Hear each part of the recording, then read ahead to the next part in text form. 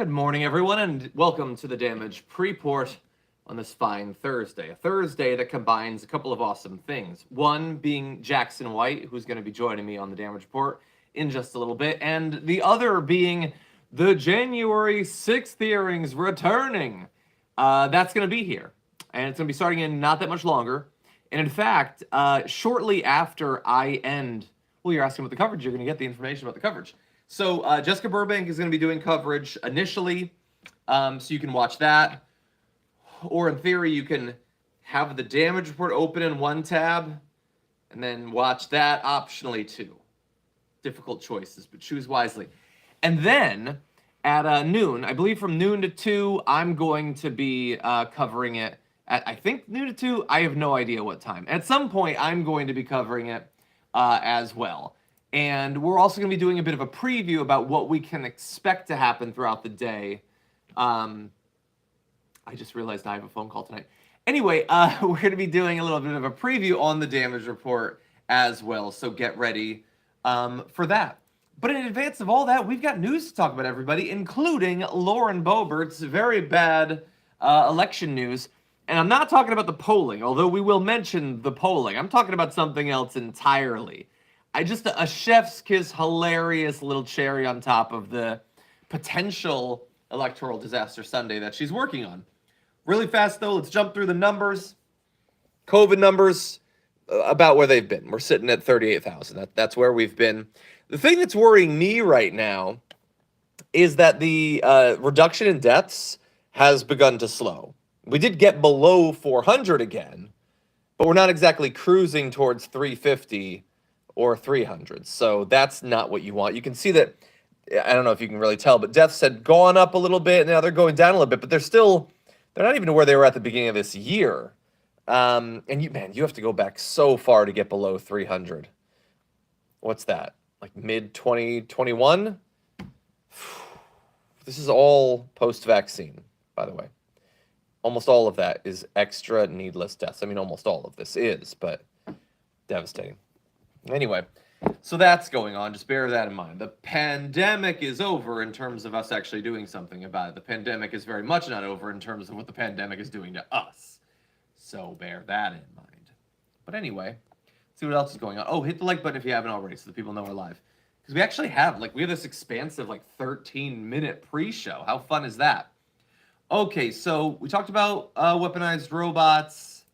Oh, okay. So we need to talk about Toby Keith. Do you know Toby Keith? You're about to find out about Toby Keith. Because for a while, there had been... Hold on one sec. I want to show you a picture. Okay, here we go. This right here is the world's oldest dog. He has been returned to his throne. They had found a dog, Pebbles, a 22-year-old South Carolina based toy fox terrier. That's Pebbles. Pebbles had been the oldest dog, but regrettably, Pebbles is no longer the oldest dog. 22 years, 59 days. That's crazy. 4-pound dog. That's a long life for 4 pounds. And now it's back to Toby Keith. Toby Keith apparently likes to dress up, sometimes as a cowboy, sometimes in a clown hat, sometimes just as Toby Keith. Very cute. It's a 3-pound dog. Well, things get lighter as they get older, I suppose. He's 21 and 3/4 years. How adorable. But that's not long enough. Even that, the world's oldest dog, isn't nearly old enough. And even if you're lucky, and even if your dog has a full long life, it just goes by so fast. My dog's getting up there. He ain't 21 or anything like that, but we need to work on extending their lives. Forget extending human life, which I think we have forgotten about that. Let's turn now to extending the lives of dogs. Because extending their lives probably will extend ours too. They do make everything Do you know where better. your vehicles are? Okay. You would if you had this. Shut up, ad. Couple quick little bits of news. One, Kanye West was supposed to be on this podcast, The Shop, and they recorded it. And then they're not going to put it out. Because apparently he would not stop using what the host is describing as hate speech. And I literally have no idea what hate speech he was using. I can I can guess. If I had to guess, I would say it's most likely anti-Semitic, maybe anti-black. It's usually a combination of the two things, mostly the anti-Semitism. Also, by the way, there are reports coming out that he has spoken favorably of Adolf Hitler. What is it with these red hat wearers? In hating anti-Semitism, and then engaging in anti-Semitism, and having a weird admiration for Adolf Hitler. Why is that a thing? Like, that has to... Why does every independent thinker have to be exactly this same type of thinker? Why is it that it always works out that way? By the way, take a look at this dude. This guy, he's been in custody now for about a year, I think.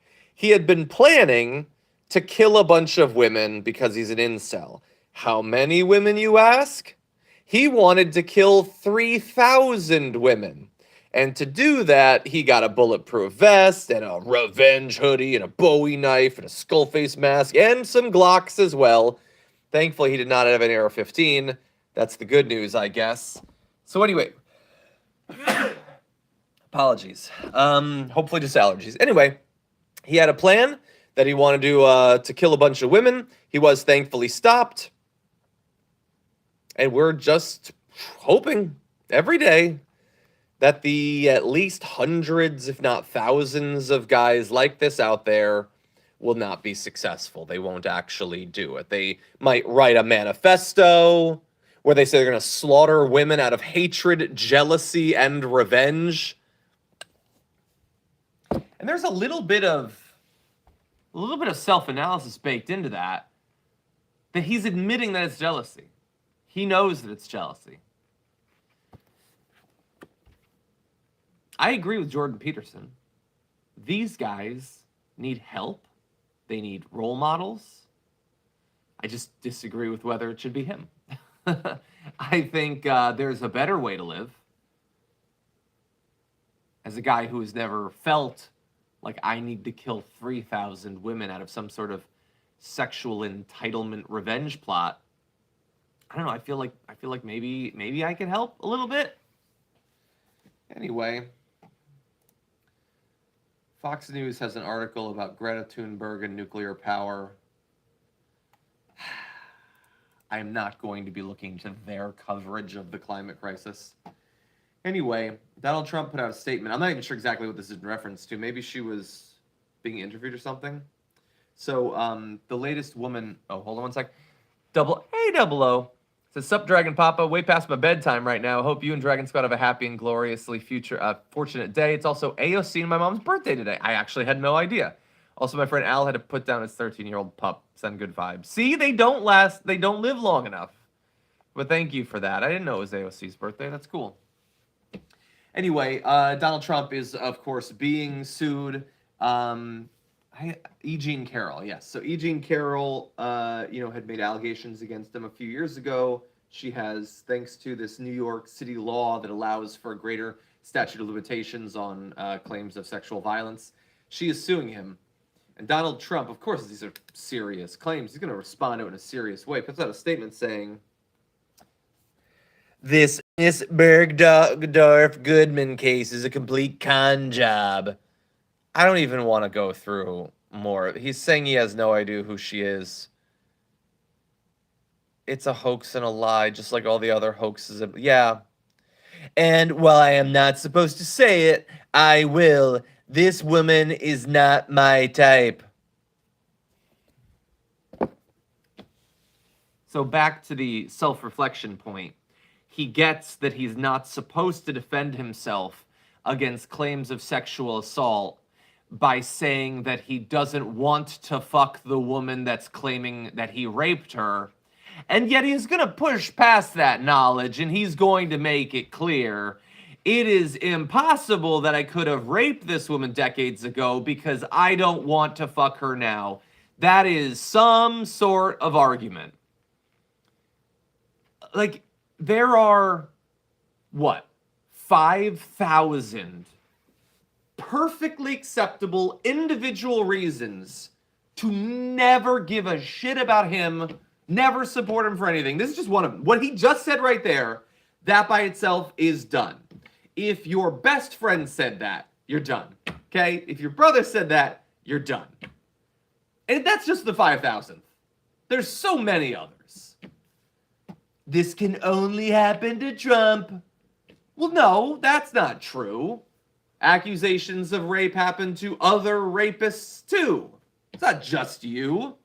Everything's not just about you. This claim of rape is about you. Not every claim of rape is about you. I mean, a bunch of claims of rape are about you. Dozens are about you.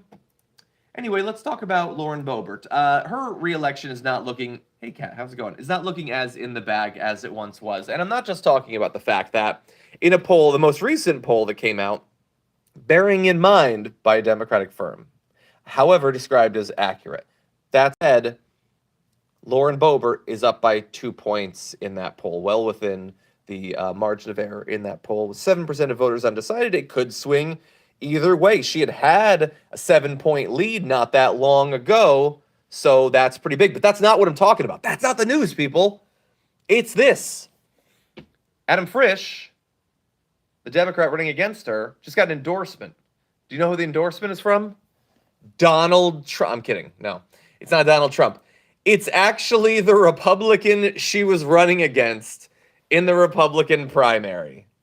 Don Coram ran against Boebert, lost by more than 30 percentage points, now has come out in favor of Democrat Adam Frisch. Like, hold on a second. He says, I'm sick with the antics of the extreme left. I'm sick with the antics of the extreme right. I can't do anything about the extreme left in other states, but I can make my opinion known in the 3rd Congressional District. Okay. Frisch says, I think it'll be huge. I think Senator Coram is incredibly well respected on the Western slope. Can you imagine if that's the thing? I mean, it could help. Why not? He's a Republican. He lost by 30 points, but he didn't lose by 100 points. Still, it's going to be a small section of the people who would have supported him for that office who are going to be willing to cross over and support a literal Democrat. But I don't know. If it is a 1 or 2 point race, is that maybe enough? I don't know. Frisch says people are sick and tired of this angertainment industry, and I really hope that they are. That's really all that you get from the right. It literally doesn't matter if they're on TV or in elected office. It's the exact same thing. They do the exact same thing, and all of them at the end of the day want to be on TV. So I don't know. That's one of the races I'm definitely going to be looking to. It's not one of the most important races, but it is one of the ones that I'm going to be watching the most. I don't know about you. Anyway, I posted on Twitter, by the way, asking for people's rankings of their top 3 most important races in the midterms. I would love to get all of your answers as well. Maybe on the Damage Report we can talk about some of what you all threw out there. Anyway, with that said, do you know what's live now? Oh yes, the watch list is back. The tech problems have been solved, and oh shit, Jorby himself! And he's rocking the hat, so he can match JR. Okay, so that's twitch.tv/TYT, youtube.com/watchlistTYT to check out JR Jackson. And then you can join me on the Damage Report for, we got Jackson White. It's going to be awesome. We're going to be covering a whole bunch of news. Is John Fetterman a robot? Prominent TV host makes the case, and we're going to evaluate. I have a lot of experience dealing with fictional robots, so I feel well qualified in this. But for now, I'll see you later. Hit the like button on the way out if you haven't already. I'll see you soon.